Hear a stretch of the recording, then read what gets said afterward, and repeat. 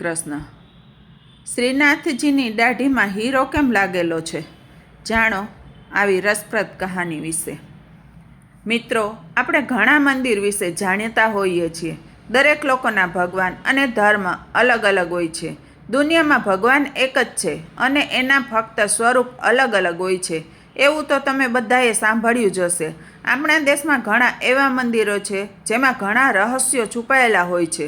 જો જાણવાની કોશિશ કરીએ તો ઘણું બધું જોવા અને જાણવા મળે છે।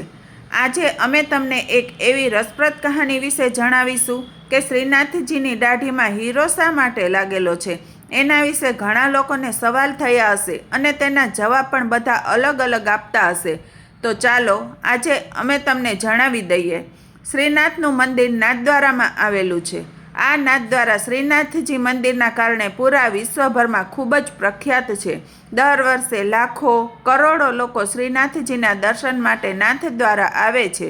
દર્શન દરમિયાન શ્રદ્ધાળુ શ્રીનાથજીની દાઢીમાં લાગેલા હીરાને પણ જોવાનું પસંદ કરે છે। પરંતુ તો હીરો શ્રીનાથજી ભગવાનની દાઢીમાં શા માટે લાગેલો છે તે પાછળ એક કહાની છે।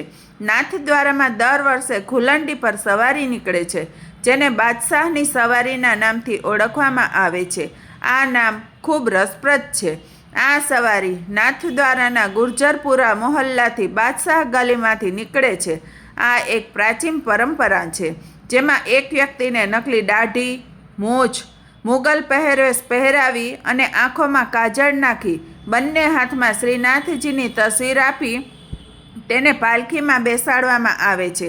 આ સવારીની આગેવાની મંદિર મંડળના બેન્ડ વાજા વગાડી કરવામાં આવે છે।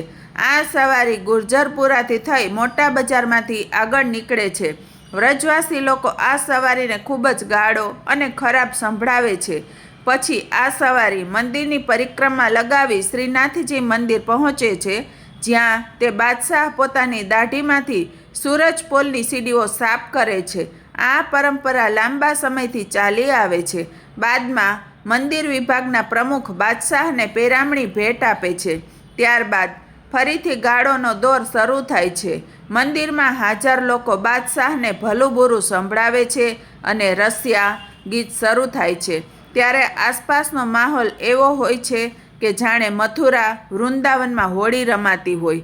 નાથદ્વારામાં માન્યતા છે કે જ્યારે ઔરંગઝેબ શ્રીનાથજીની મૂર્તિને ખંડિત કરવા આવ્યો હતો, ત્યારે મંદિરમાં પહોંચતાની સાથે તે અંધ થઈ ગયો હતો।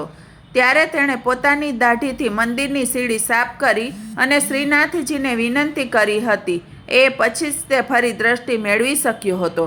આ સમયે ઔરંગઝેબે પોતાની પાસે રહેલો ખૂબ કિંમતી હીરો મંદિરને ભેટ કર્યો હતો, જે આજે પણ શ્રીનાથજીની દાઢીમાં લગાવેલો જોવા મળે છે। બસ આ ઘટનાને દર વર્ષે ઘુલંડી પર બાદશાહની સવારી કાઢીને યાદ કરવામાં આવે છે। આ સવારી નાથદ્વારા સિવાય બ્યાવર, પલ્લી અને અજમેરમાં પણ નીકળે છે। આ સવારીની ખૂબ જ માન્યતા છે।